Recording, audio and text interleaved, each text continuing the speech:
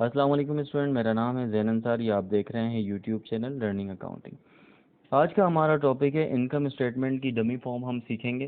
ठीक है, सबसे पहले मैंने इसमें देखिए बहुत आसान तरीका है, स्टेप वाइज मैंने इसमें मेंशन किया। स्टेप 1 में हम नेट सेल निकालेंगे, स्टेप 2 में हम निकालेंगे cost of goods sold, step 3 में हम निकालेंगे नेट परचेजेस, स्टेप 4 में फाइंड आउट करेंगे less operating expenses after adjustment, और स्टेप 5 होगा हमारा last one, add other income. ठीक है, तो स्टेप 1 पे आ जाते हैं। सबसे पहले हम ग्रॉस नेट सेल निकालेंगे।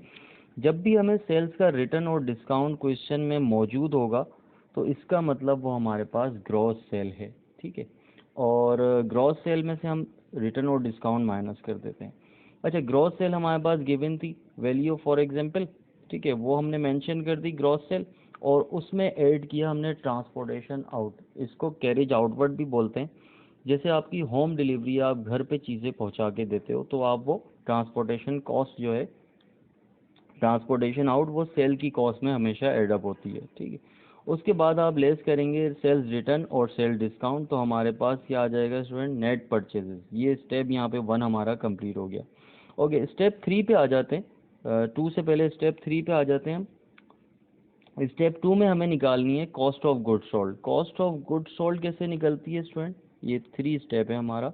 कॉस्ट ऑफ गुड सोल्ड, सबसे पहले इसमें मर्चेंडाइज बिगनिंग लिखते हैं, या बिगनिंग इन्वेंट्री भी बोलते हैं जिसको। ठीक है, फिर उसमें ऐड होती है हमारी नेट परचेजेस। अब फॉर एग्जांपल हमें नेट परचेजेस नहीं गिवन, तो स्टेप 3 में हम पहले नेट परचेजेस निकालेंगे। ओके, नेट परचेजेस निकालने का सिंपल तरीका क्या है, सबसे पहले हमने हेडिंग डाल दी ऐड नेट परचेजेस। उसके बाद हमें जो परचेजेस गिवन है वो ग्रॉस परचेजेस कहलाएगी।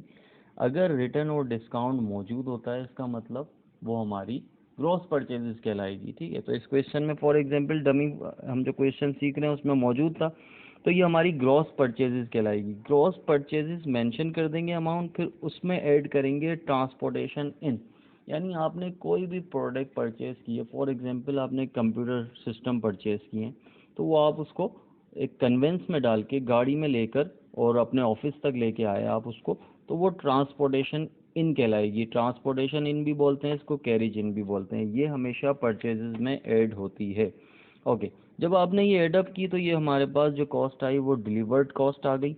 फिर उसके बाद स्टूडेंट इसमें से हम लेस कर देंगे रिटर्न और डिस्काउंट, परचेज रिटर्न और परचेज डिस्काउंट, जैसे हमने सेल्स में से लेस किया था सेल्स रिटर्न और sale discount.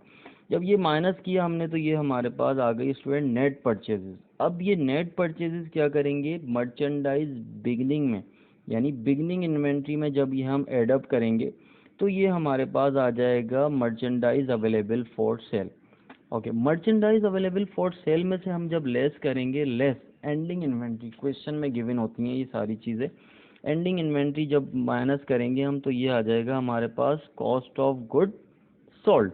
Cost of good sold हमारा स्टेप नंबर 3 था, यहाँ पे 3 स्टेप नंबर 2 था, तो ये कॉस्ट ऑफ गुड सोल्ड जो हमारी आई ये हमने फाइंड आउट कर ली। Cost of goods sold student minus करते हैं सेल्स में से, जो हमें नेट सेल देखें गिवन थी ऊपर जो हमने फाइंड की थी नेट सेल, उसमें से हमने माइनस कर दिया ये कॉस्ट ऑफ गुड्स सोल्ड। ये जब माइनस किया तो ग्रॉस प्रॉफिट आ गया।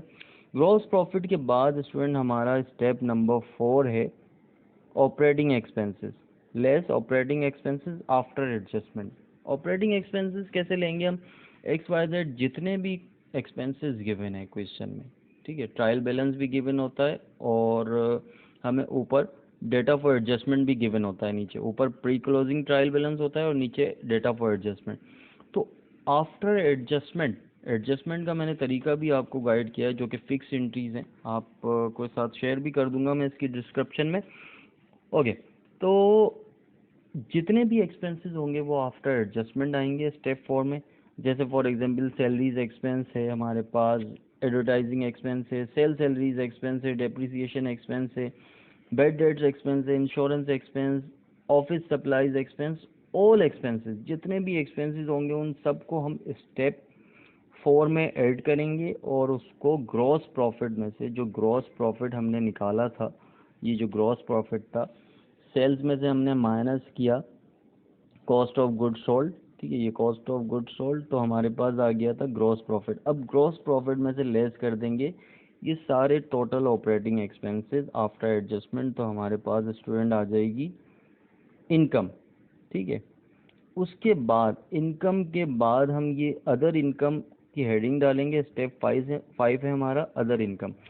अदर इनकम की हमने हेडिंग डालने के बाद जितनी भी XYZ इनकम होंगी आफ्टर एडजस्टमेंट, ये भी आफ्टर एडजस्टमेंट लेंगे, जितनी भी इनकम होंगी वो सब ऐड करके और जो है वो हम प्रॉफिट में ऐड कर देंगे। ठीक है, जो ग्रॉस प्रॉफिट माइनस करने के बाद जो हमारा प्रॉफिट आया था यहाँ पर, ठीक है, ग्रॉस प्रॉफिट माइनस किया, यहाँ पे भी वैल्यूज़ लिखेंगे।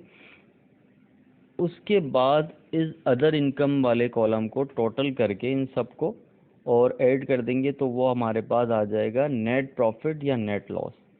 ठीक है, अच्छा अब यहाँ पे मैंने देखें एक फॉर्मूला लिखा हुआ है स्टूडेंट, इनकम स्टेटमेंट में बेसिकली क्या क्या चीज़ें आती हैं।